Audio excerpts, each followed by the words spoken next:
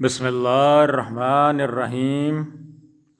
کچھ لوگوں کو بیماری تھی، انہوں نے کہا یا رسول اللہ ہمیں قیام کی جگہ عنایت فرما دیں اور ہمارے کھانے کا انتظام کر دیں۔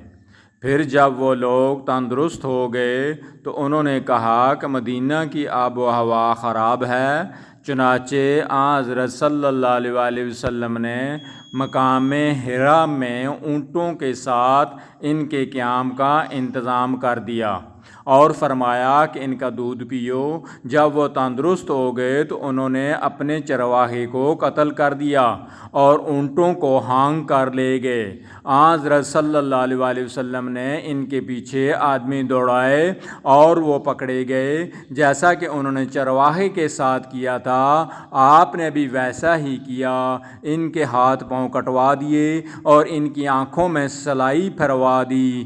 میں نے ان میں سے ایک شخص کو دیکھا کہ زبان سے زمین چاٹتا تھا اور اسی حالت میں وہ مر گیا۔ سلام نے بیان کیا کہ مجھے معلوم ہوا کہ حجاج نے حضرت انس رضی اللہ تعالیٰ عنہ سے کہا تم مجھ سے وہ سب سے سخت سزا بیان کرو جو رسول اللہ صلی اللہ علیہ وآلہ وسلم نے کسی کو دی ہو، تو انہوں نے یہی واقعہ بیان کیا۔